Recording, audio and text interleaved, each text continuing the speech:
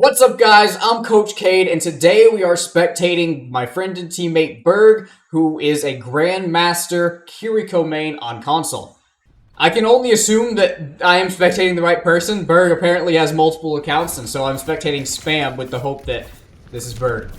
He sent me this replay after all, so. Alright, so I like that you're playing the objective, keeping your tank alive.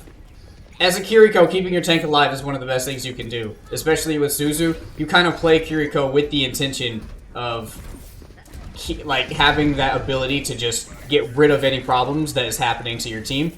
In particular, your tank, because your tank is your most valuable person, and you can keep him alive very easily with Kiriko. So I like that you're playing around your tank a lot and sending him heals over anybody else, letting your Mercy deal with the DPS.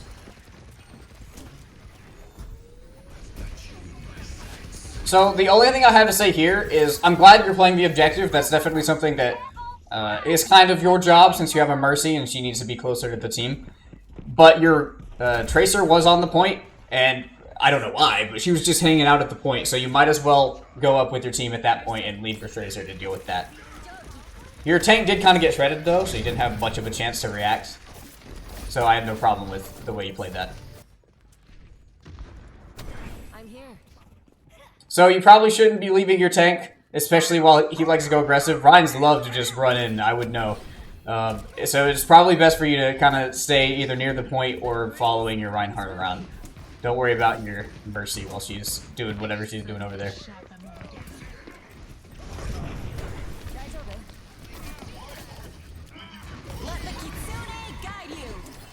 You probably didn't need to use the Kitsune right here, since you already killed the tank. If you get a pick on the enemy tank, you've pretty much won that fight, and so it's usually not worth investing an ultimate into. Like, that rush didn't really help your team out too much, because the enemy team was just backpedaling anyway, so your team kind of had to leave it immediately.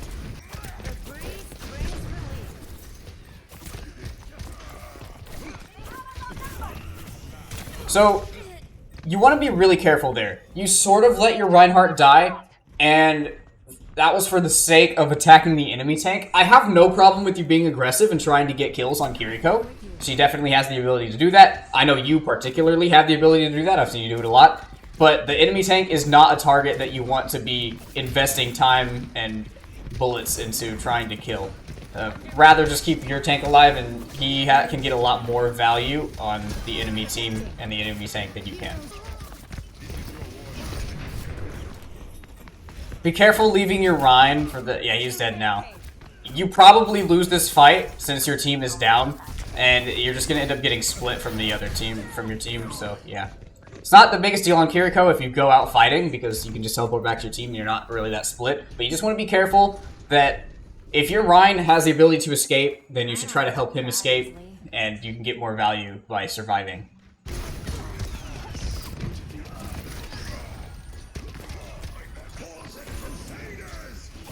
I would worry about your Reinhardt more than your trying to deal damage when he gets that shatter in. Because your Reinhardt can mess up people in a shatter, no problem. So keeping him alive is the #1 priority in that situation. Kiriko can deal a lot of damage, but not as much as a Reinhardt can. I like this ultimate. See, this ultimate is just a straight up even team fight that you've now given the advantage to your team. Your Genji combo blade with it, which gave him an extra speed boost and stuff, and you got a kill there. And the team fight's probably won, so that's a good ult. You want to use your ultimate to make an even team fight advantageous for your team. So they turned into a Kiriko and used their ult, but this ultimate's not as good as your ultimate because you guys, they were down 1. So yeah, your Genji got the Mercy, and now they're down another one because their Zenyatta was coming back from spawn. So the ultimate should really be used to just, tip the scales.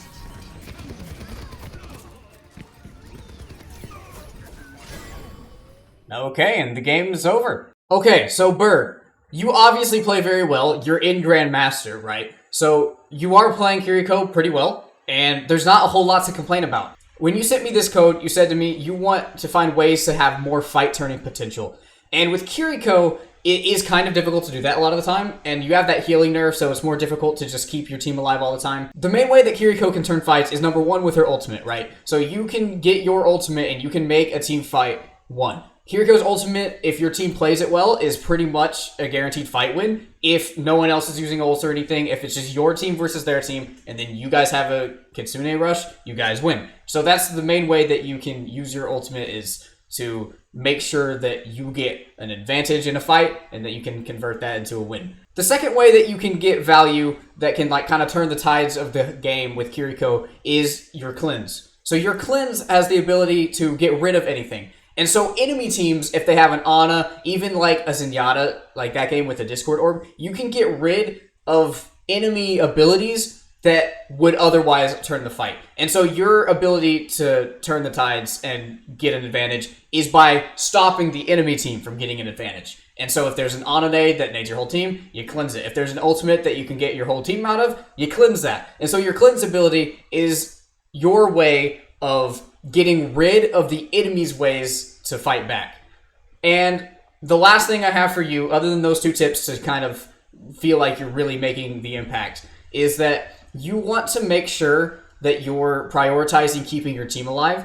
As a support, your job is to keep the team sustained, especially your tank. If you're playing Kiriko and you have a Mercy, the Mercy can deal with the DPS a lot easier, and you can deal with the tank. And you want to be careful. You like to go aggressive a lot, which I have no issue with. Kiriko is a great person to go get a lot of kills with that triple headshot multiplier. But you really want to be careful not to go for kills at the expense of your team, especially your tank. And sometimes you would neglect healing your tank for dealing damage to the enemy tank. And as a Kiriko, the tank is not someone that you're able to kill, especially not on your own. And so you want to make sure that you're keeping your tank alive and prioritizing keeping your team up so that they can get their own impact, as opposed to you trying to make everything happen yourself with those kills. It's a lot of the time just better to help your team do that, especially your tank. That's it for this video. I hope you guys found it helpful. Make sure to like and subscribe if you did, and I have more guides coming your way.